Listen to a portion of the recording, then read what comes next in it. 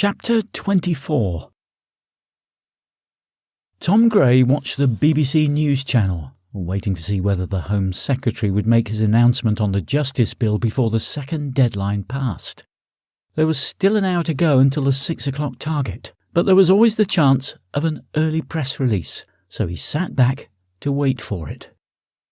He checked on Stuart Boyle frequently, just to make sure he hadn't gone into shock. The last thing he wanted was the little shit dying on him. No, he wanted him to live a long time and remember this day for the rest of his life. On his last visit to the cell, there had been no significant sign of internal bleeding, no signs of clammy skin or a fast but weak pulse, so he had left him to his crying. After checking that his other guests were still with him, he sat down for a final snack of spam and potatoes, which he heated through on a hexamine stove. Not the heartiest meal he'd ever prepared, he thought, and not really fitting the occasion, considering that this evening he would be celebrating in style with his friends. And there was plenty to celebrate. It had been a long week, with broken sleep and the constant feeling that the whole thing was about to go pear-shaped, but in the end he'd achieved his goal, to be able to exact his revenge on Stuart Boyle without recrimination. The original idea had been bandied about in the pub on the day of his wife's funeral, but no one had really taken the suggestion seriously. However, the seed had been planted.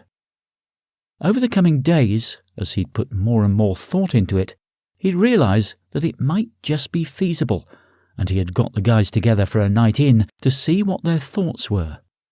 Naturally, some were sceptical at first, but as each obstacle was thrown in their path and they managed to find a way to overcome it, they parted that evening with a fledgling plan that developed quickly over the coming weeks. There had been no doubt from the outset that they were taking a huge risk. Although a lot of things could be controlled, others relied on assumptions. That the world believed Simon Arkin was truly dead. That the authorities would fall for the fake mines around his perimeter. That people believed he was willing to take his own life. That the government would offer him the chance to face a single murder charge if he gave himself up. That had been the biggest worry. If they hadn't come up with that offer, he would be facing life in prison with no chance of parole. Even if he did manage to get released, he would be a very old man by the time he got out. His friends, many with families, faced a similar fate if that part hadn't come off. Alemwu's father calling him a coward gave him the opportunity he was looking for. Of course, there was no way of knowing that Vincent Alemwu would make that remark, but there had been 4 other ways they could have steered the security service around to offering that deal, all of which were superfluous now. One had been to make sure his 8 friends were implicated, and all that took was to contact them frequently in the days leading up to the first webcast. To be doubly sure, they'd picked up a couple of the hostages when they were with friends, so that they would be able to identify the assailants. Gray guessed the security services would try to use emotional blackmail, and giving them the ammunition had been easy. At first, he'd insisted that he carry out the whole thing himself, as he really had felt he had nothing to lose, and he hadn't wanted his friends giving up their liberty. Sure, he'd wanted to create a trail to the others, but they would all have watertight alibis when they eventually handed themselves in. His friends had understood his reasons, but had insisted on taking part. Besides, Campbell had argued the only way they could truly be implicated was if they were seen to take part in the abductions.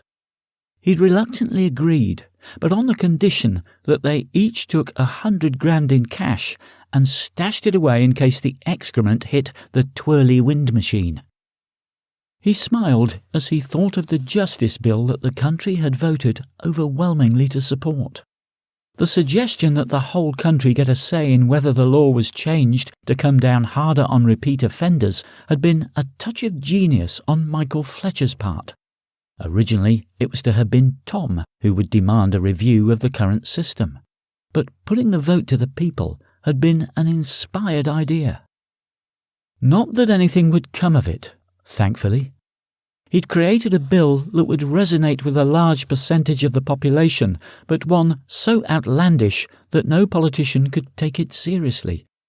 Bringing back the death penalty? Giving guns to offenders as part of national service? The very idea made Gray shudder. No, it was designed simply to put the government on the back foot and negotiate a way out of the situation, and it had worked. All he had to do now was to make a final webcast accepting the Home Secretary's offer, and he would walk out the door. There was always the chance that the public wouldn't vote for him to surrender himself, but one click of the mouse had activated a command on his South African server which had disregarded all incoming emails and instead sent back the results showing that the people wanted him to give himself up. Moments after he left the building, the police would enter and find Simon Arkin alive and well, and the sole charge he was facing would be dropped, making him a free man. They would certainly be surprised that Arkin had survived his execution, when in fact all it had taken was a blood pack and a blank round. The trickiest part had been to get the struggling boy to slump when the shot was fired, and this had been achieved by having a drip attached to his right arm, hidden under the long sleeve of his t-shirt. The drip was activated by a button that he'd taped to the wall right next to the light switch, and as he'd entered the room, he'd hit the button a couple of times, administering a dose large enough to render him unconscious, but not large enough to kill him. Wouldn't that have been ironic, faking the boy's death and inadvertently murdering him in the process?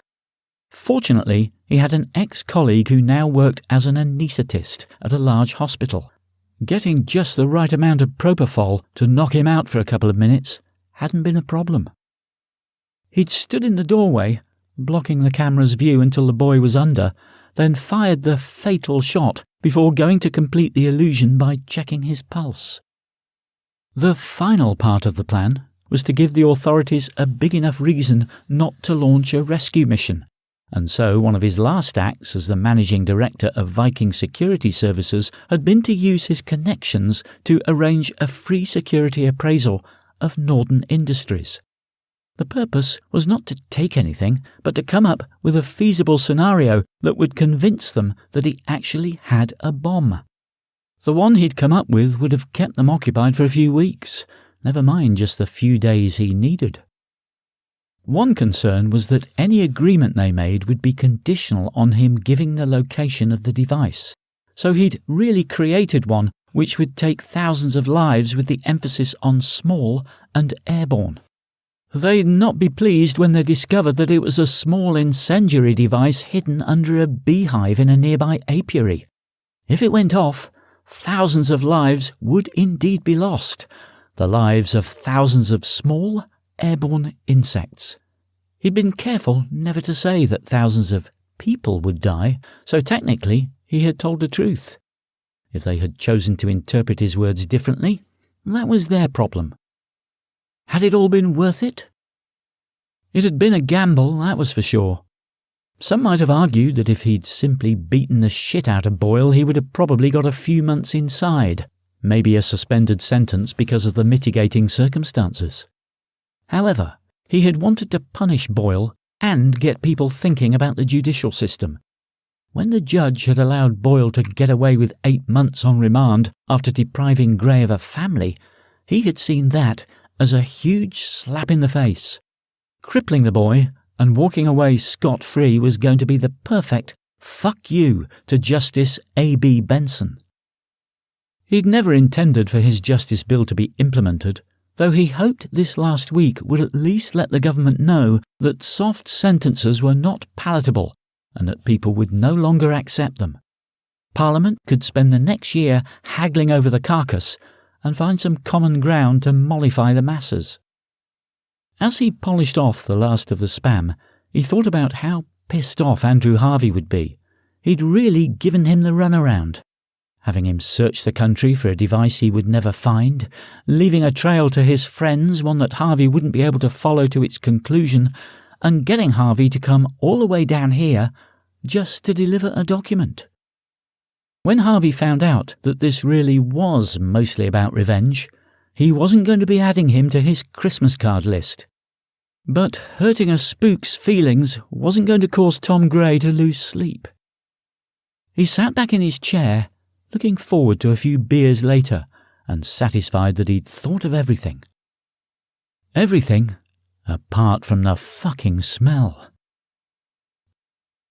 As Abdul Mansour approached the line of media vans along the side of the road, he was glad to see that the 2 lead cars and the pair of motorcycles were already parked in their designated positions.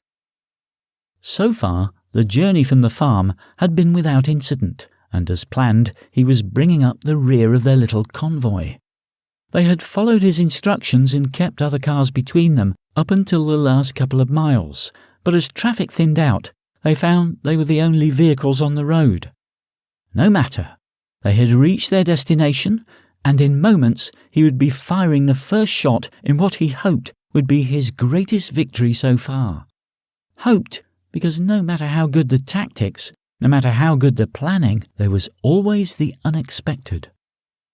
Admittedly, they'd only had a day to practice their attack, but even if they'd had a month, there would still be countless obstacles waiting to trip them up. An overzealous policeman could have stopped a car for having a taillight out. A pedestrian could have walked in front of one of their cars. Police reinforcements could have been brought in to contain the crowds for when Gray turned himself in, resulting in a greater opposing force. The RPGs might not work. The motorbikes might. There wasn't time to dwell on what might or might not happen. Another car pulled into position at the head of the news vans. The occupants remained inside, awaiting his signal. They received cursory glances from the media folk, but nothing more. He was 70 yards from his destination now, and the first of his vehicles was rolling to a stop. It was all in Allah's hands now. 60 yards from his intended position, it seemed Allah wasn't in the best of moods. No sooner had the first car stopped than a policeman approached, holding an MP5 across his midriff. He got to within 10 yards of the vehicle when the occupants leapt out and began spraying hot metal in his general direction. Damn them! He'd specifically told them not to open fire until he had given the signal, which was firing off the first RPG round, and he had stressed not using automatic fire. Their bullets flew high and wide of the mark. The officer retreated hastily, returning accurate fire in single rounds. Within seconds, 2 colleagues were covering him from behind their vehicle. 2 of Mansour's men went down in quick succession. Another had expended his entire magazine within a few seconds and struggled to get a replacement from his jacket pocket. 2 rounds caught him in the chest. A third blew crimson spray from the back of his head as he fell. The attack was falling apart before it had even started, and the police were quickly gaining the upper hand. The 2 remaining cars had stopped dead, leaving him 20 yards farther away than he had planned, but still well within range of the police cars. "Everyone out now," he shouted. "Lay down fire while I get into position." All 4 men in the car jumped out, keeping the vehicle between themselves and the incoming fire. As the other 3 added to the volley of fire being directed towards the police cars, Mansour slung the first of the 2 RPGs onto his shoulder, raised the rear sight to manually cock the weapon, and took careful aim. Perhaps Allah was looking out for him after all, he thought. The angle he was forced to fire from exposed the rear of the first police vehicle, which wouldn't have been the case if he had stopped where he'd originally planned. Despite the staccato buzz of gunfire all around him, he took a breath and exhaled slowly before pressing the trigger. The high-explosive anti-tank or heat round found its mark, penetrating the side panel of the Volvo before detonating a millisecond later over the petrol tank. The force of the explosion threw the car 4 feet into the air, and the policemen taking refuge behind it were flattened by the overpressure, the lightning-fast shockwave literally crushing their internal organs. The driver of the second police vehicle was calling in the attack to his superiors when the grenade hit, cutting his report short as searing hot shards of shrapnel shredded the vehicle and a piece of the rear wheel arch removed the top half of his head. "Move to your positions," Mansour shouted. "You lot, make sure they're all dead, then attack the command vehicle. The rest of you, come with me." A bullet flew past his ear, and he ducked instinctively. It had come from the field, and he realised that the armed officers surrounding the building had run over to investigate the initial explosion. They now sought revenge for their colleagues. Mansour reached into the car, grabbed the other RPG and slung it over his shoulder, then grabbed his AK-47 and began putting rounds down to suppress the incoming barrage. His first shot missed by a hair's breadth, but the second found its mark, the policeman clutching his stomach as he crumpled to the ground. His men had already begun the process of rounding up the reporters and their technicians, herding them all towards the middle media van. Through a gap in the hedge, he saw that the 6 men lying at the ridge were already engaging their targets, and he instructed 5 of his men to leave the reporters to the others and take positions at the hedge to help keep the police under pressure. His men were now attacking from 3 sides. He saw 2 more of the enemy go down, but at the cost of 6 more of his own people. All he had to do now was keep the enemy totally pinned down and let Zulfir destroy the door to the building. Once he'd done that, it would be time to signal the riders. At the sound of the first gunshots, all 8 men in the minibus turned as best they could to look through the rear windows. With their hands cuffed behind their backs, it was no mean feat. Their view was also obscured by the policemen, who were peering down the road to where the battle was now raging. "What the fuck's going on?" Paul Bennett asked, a touch of concern in his voice. It wasn't the thought of being present when the bullets were flying. It was being present when the bullets were flying while being trussed up like a turkey and unable to defend himself that bothered him. "I don't know," their guard said, opening the back door to go and investigate. "Wait," Levine said. "That's gunfire, and it sounds like AK-47s. They aren't police issue. You have to let us go now." "Just wait here. I'll see what's going on." "We can help. Trust me," Levine persisted.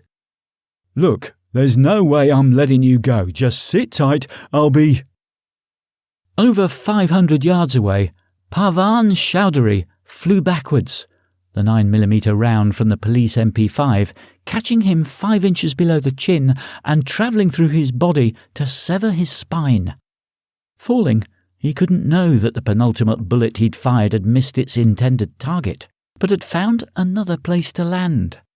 The bullet travelled far beyond the maximum effective range of the AK-47, but as it hit the officer's right eye, it had enough momentum to lodge in the soft tissue of his brain. Their guard fell backwards into the aisle of the minibus, blood pouring from his eye socket. Paul Bennett's training kicked in, and from the rear seat he quickly manoeuvred himself over the body and fell onto it, fumbling blindly around the dead officer's waist for his handcuff keys. Another bullet slammed into the rear door of the bus as he groped around the belt, and he took it as a sign to get his ass in gear. Colin Avery also offered some gentle encouragement. "Get a fucking move on, Bennett." Bennett eventually located the key but found it tricky to insert it into the lock. The rigid steel bar of the Hyatt handcuffs hampered his efforts. It took 3 attempts, during which he dropped the key twice, before he managed to unlock one of the cuffs. Quickly removing the other, he released Colin Avery and handed him the key, then grabbed the MP5 and a spare magazine from the dead man's belt.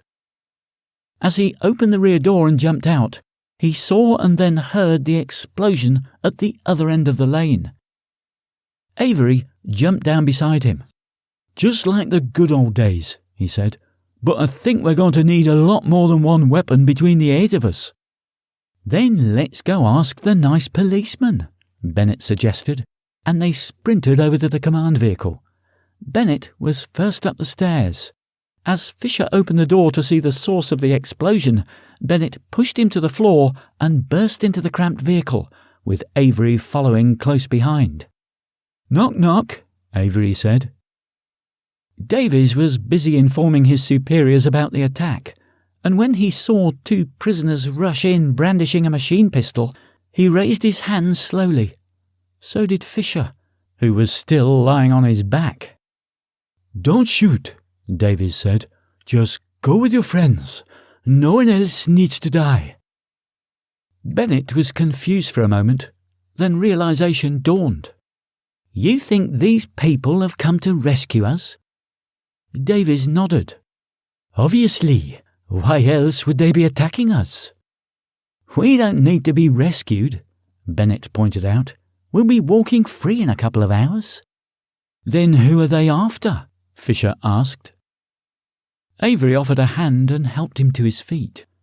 "I don't know," he said, "but we have to stop them." "What have you done to Bainbridge?" Fisher asked. "Who's Bainbridge?" "He was with you in the bus," he said. "How did you get his weapon?" "Bainbridge is down," Avery said without emotion. "They shot him. Speaking of weapons, what have you got in your arsenal?" Davies used his head to gesture towards a cabinet on his right. "Put your hands down," Bennett said. "We're on the same side." Davies did as he was told and opened the gun cabinet. "We have 3 more MP5s and 4 Glocks," he said, studying the contents. "We'll take them all." Avery took off his jacket and laid it on the counter, then grabbed the weapons and ammunition and placed them on top before bundling it up. "I'll distribute these," he said, lugging the makeshift holdall out of the door. "I assume you've called in backup," Bennett said to Davies, and the superintendent nodded. "Good. When they get here, let them know we're the good guys," he said, and he ran out to join the others. Barry sat in the back of the command vehicle, not saying a word, just taking in the surreal scene. He'd said he wanted to incorporate Levine's Afghan heroics into his book, but now he was about to witness firsthand the SAS in action, and it would give him an ending that would put any previous fictional work to shame. All he had to do was live through it. When Gray heard the faint sound of the first gunshot, he dismissed it. But when it was followed by the distinctive clack, clack, clack of an AK-47 on automatic fire, and his motion sensors went berserk, he switched his attention to the monitors. The sensors were being tripped by the armed police running to the southern corner of the field, so he switched to the camera covering that sector just in time to see 2 men in the lane fall to the ground. He could see at least 20 people firing towards the 2 police cars, and his immediate thought was that they were complete amateurs. They stood like the hero in an action movie rather than shooting from cover, and they were wasting ammunition at an astonishing rate. As the third assailant fell, Gray saw the man at the rear of the line of cars firing RPGs, destroying the police vehicles. The attackers split up, some heading up the lane towards the command vehicle, the others towards the media vans. He saw a policeman collapse in the field, and panning his camera to the left, he saw that there were people on the ridge 200 yards from the building. He was flanked on 3 sides now, and that only meant one thing. He was their target. Why, he had no idea, and there wasn't time to worry about it. All that mattered for the moment was repelling their attack. If only he'd brought more weapons than the 9mm Browning and the ancient ex-Army issue L1A1 self-loading rifle, he'd have half a chance. But he only had a magazine of ammunition for each. He figured that if he had to use them, it would be to warn anyone approaching the building rather than for full-blown defence. He removed the Browning magazine containing the blanks and inserted one containing 13 live rounds, then loaded the SLR with a 20-round mag and ran up the stairs to the window, affording him a view of the hostiles on the ridge. They currently presented the greatest danger to the police officers in the field and had to be taken out first. Gray removed the bottom board from the window and stuck the barrel of the SLR through the gap. His first round fell short, so he adjusted his aim and squeezed the trigger again, this time hitting the attacker in the shoulder, Not a kill shot, but it put the man out of action, and Gray moved on to the next target. His next shot was a clean kill, but he had drawn attention to himself, and rounds began to pepper the boards around his head. He ducked to the left, restricting his field of fire but still giving him a shot at two of the hostiles at the far end of the ridge. Although this firing position reduced his visible profile, it also meant he couldn't see Zulfir at the other end of the ridge, preparing his RPG and taking aim at the main door of the building. The heat round hit high, punching a hole in the wall above the door and projecting debris throughout the interior. A breeze block the size of a loaf of bread smashed into the computer table, destroying his laptop and ricocheting into the bank of monitors, while other smaller fragments of concrete shrapnel fizzed around the room. A splinter buried itself in Gray's buttock, stinging like a hornet, and he fell to the floor, the concussion from the explosion disorientating him momentarily. He shook his head and opened his mouth wide to equalize the pressure, then pushed himself up and surveyed the damage. His computer equipment had been destroyed, but the generator was still going, though all it had to feed now was the lights. The round had come from the ridge, of that he was sure, and when he returned to the window, he saw his assailant preparing to take another shot, the weapon already poised on his shoulder. Grabbing the rifle, he took a snapshot, but the bullet went wide. His next effort went high, but the third smashed into the man's forehead, throwing him backwards, but not before the grenade left the tube. Gray threw himself to the floor and covered his ears as the projectile arced towards the building, found its mark, and demolished the front door. As the sound of the explosion died down, Gray heard two long blasts of a whistle from the right. He identified the person responsible as the one who'd fired the first RPG at the police. This was undoubtedly the leader, and therefore his priority target.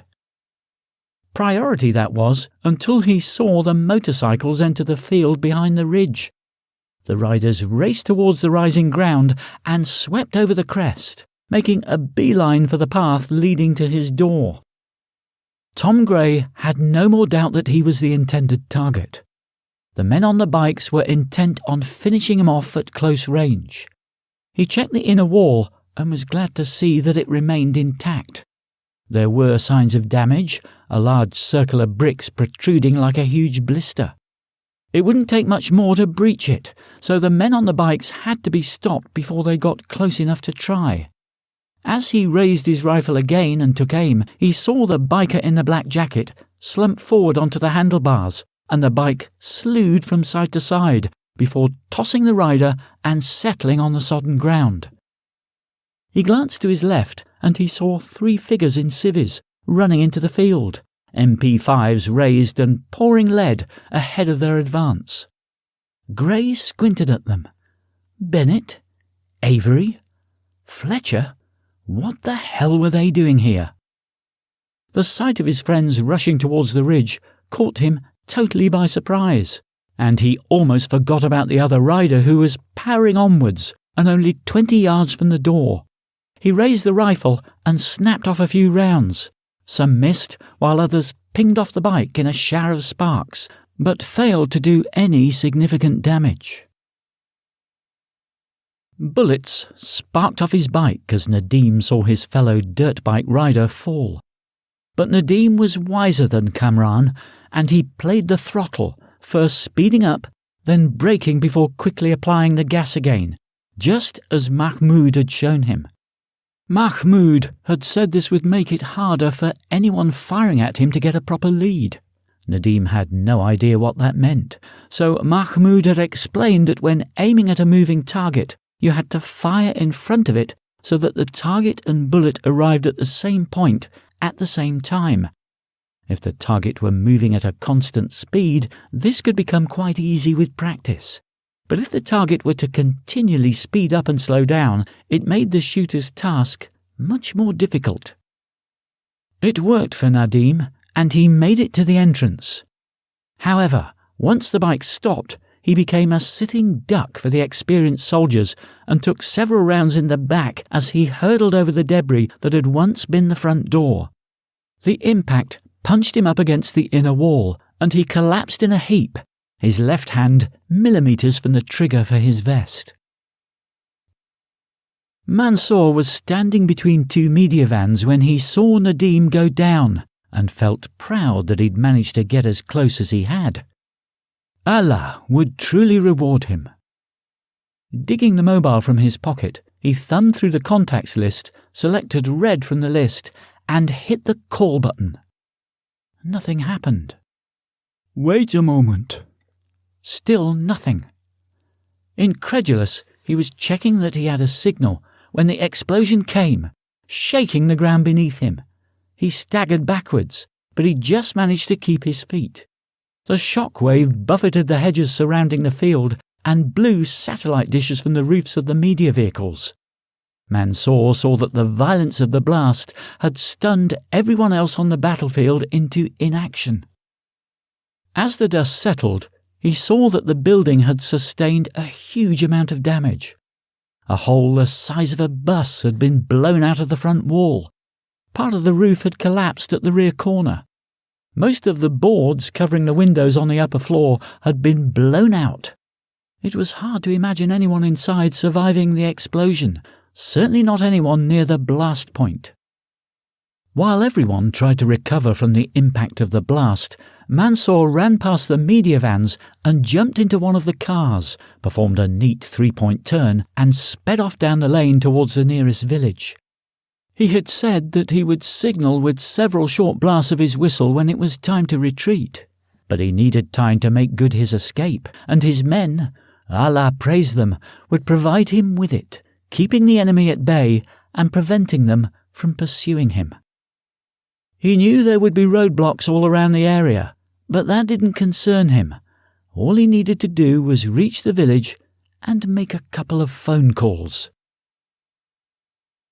Gray watched the rider disappear beneath him and lost the shot, but when he saw his friends offer a couple of double taps each, then move on, he knew the X-ray was dead.